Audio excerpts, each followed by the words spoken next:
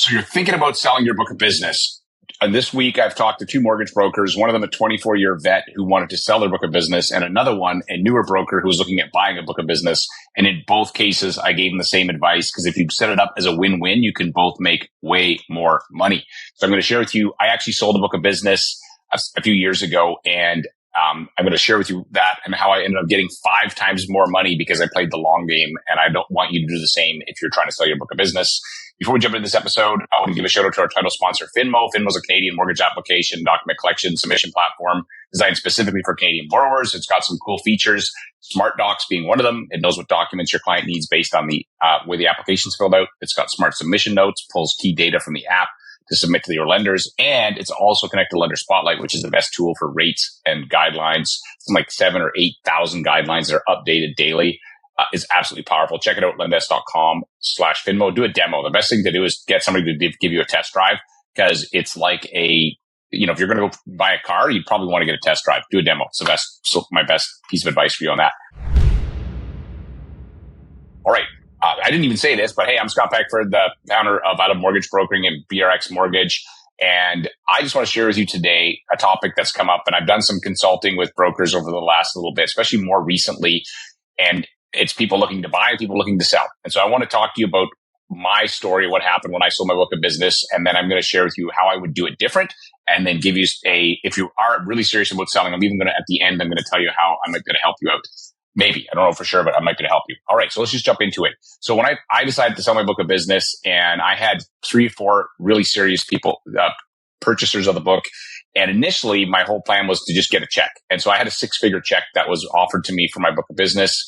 And I ended up not taking it. And thank God I didn't, because if I did, it would have cost me a small fortune. I ended up making $500,000 on the sale of my book of business. And it was amazing for me, amazing for the person who took over my book, and amazing for my clients. So everybody and my referral partners, it was a good all around. And if I would have made one little adjustment, that would have probably been closer to 700,000. But hey, at the end of the day, it was still 5 times more than I was going to get if I took a check. So my first piece of advice is that you don't take a check up front. You may be tempted to be like, I want a check. The problem is that now, if you have a crappy database with, you haven't stayed in touch with your clients, and somebody's going to sell you, buy your list from you for a check. Well, good on you, but bad on them, and probably bad on your clients, because you're not actually going to be thinking about this long term. And so I personally, I would not write a check for your book of business, because I don't know what I'm getting. And I think that would be the first thing. And so in my case, do not do that, because if you do it properly, you can probably make 5 to 6 or 7 times more money if you partner with the person, instead of just saying, hey, take it and I'm out. And if you're looking at buying a book of business, for me, a red flag would be that they just want to, they want nothing to do with it. Here's one little side note. So imagine you buy their book of business. So write them a check. You're the buyer. Seller's like, great, I got this money, whatever it was. And then they're supposed to give you all their leads. But what happens when somebody texts them and says, hey, I want to get a mortgage from you? Will they always refer you? Maybe, maybe not. Maybe they're going to be like, well, I already got money from you. You're not going to give me a referral fee on top of this. So now I'm going to refer this to another broker I know and get a referral fee from any of these. So you're going to end up like competing with them. It's just a terrible scenario for both parties. So don't do it. Second thing I'd recommend is do not sell your book of business to a busy broker. Just think about this for a second. You maybe think, oh my gosh, this person will be amazing. They'll take great care of my clients, but they're getting paid less money. And even the most honest, sweetest person, if your files are paying 25 or 50% less or whatever that is, and they got 5 of their own, yours is going to get pushed to the bottom of the pile subconsciously, even if they say they won't, even if they don't think they will, they will. And now what's going to happen is you're going to get way less money out of it. So I would not personally sell my book to a busy broker, because they're not going to work it for all it's worth. In my case, I had a couple of busy brokers looking to write me a check. I ended up selling my book of business to Jules Ferris, and we worked out a scenario where she paid me 50% the first year, 25% over the next 3 years. So it was a 4-year deal, and that turned into $500,000 compared to a $100,000-ish check that I was being offered, and it was awesome for both of us. And so she was a up and coming broker, pretty new, I think less than a year or so in, year and a half in, but I knew that she had the right mentality, and she cared about her clients. She was willing to learn. And so that was the way that we set it up, and it worked out great for both of us. Personally, if I was selling a book of business, I don't want to sell it to somebody who's busy.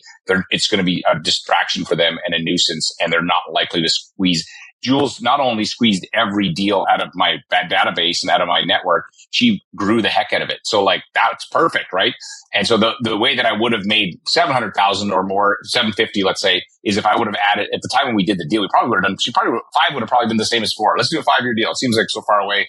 And we would have ended up being, because in her 5th year, she did 100 million. And so that would have been another 250 grand. Now, in all likelihood, because I know she's an awesome person. She might have came and said, hey man, that seems like a lot in this last year. And we would have negotiated it probably like 150. I don't know, but I wouldn't, whatever. It's still, in either way, we both would have win because neither one of us are being greedy.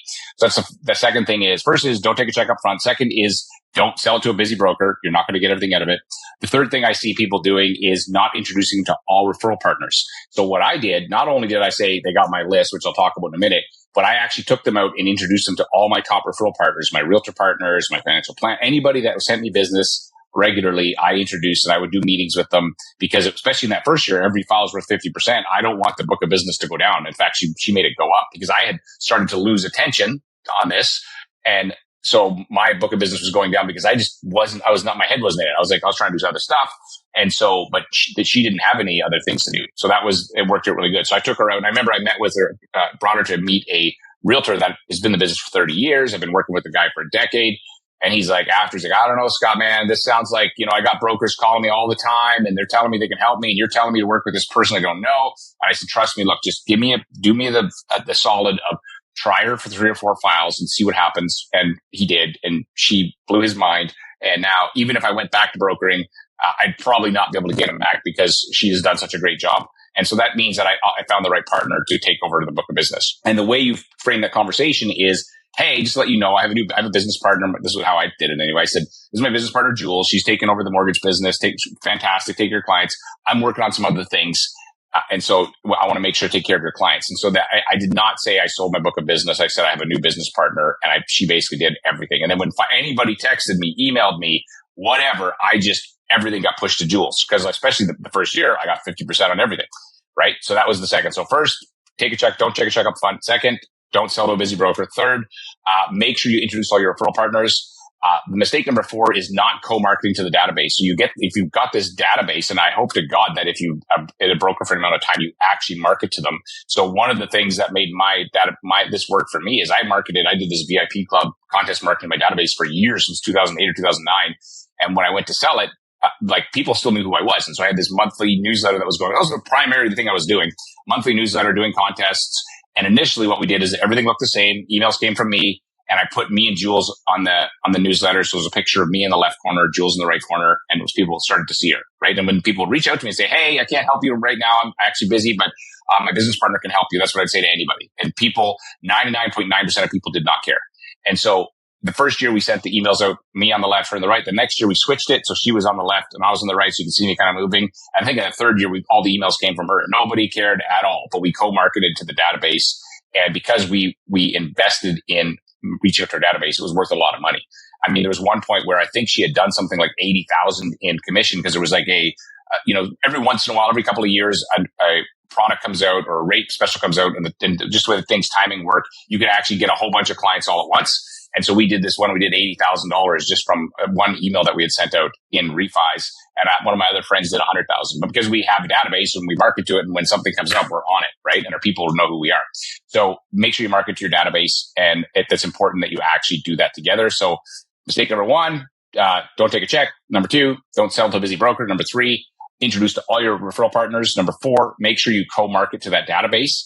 And one quick other thing on database. So I had a client who was a little concerned about this because I'd done 4 mortgages for them. And they're like, I don't know, Scott, about this new person. I'm a little bit nervous about this. And I said, just trust me. My business partner's amazing. And I always pumped her tires. If anybody asked me, I said, she's amazing. And, so then what happened they did a mortgage with her. And then I get an email that they had sent to Jules saying, hey, Jules, just to let you know, this is the best mortgage we have ever done. Thank you so much. You're amazing. And she forwards this to me. And I'm like, oh my gosh, I did 4 mortgages for these people. And now they think I'm dead to them. But that's okay. Because again, if Jules wins, I win. I'm not getting a check. I'm getting an income stream from this. And so I'm like, awesome, even though part of me was a little bit sad, but that's okay. And then the last mistake I see people make with this is they don't play the long game. And so they are just trying to squeeze every dollar out of it today. So if you're trying to buy a book of business and the other person is only concerned about what they're going to get today, they're probably like, I don't know if I would buy. I'd be like, we're not on the same page. Because if we play the long game together, we can both make way more money and we can take care of our clients and referral partners. So I would say and here's how that played out for us. So there was a point when and in that first year was okay. She did herself. I saw her just drowning, right? Because I didn't do any of the mortgages, none. I coached her a lot in the first year and a little bit, less in the second, third, fourth year was just, once in a call every once in a while, check in, see how she's doing, what she needed help on. But she really had it dialed in by that point.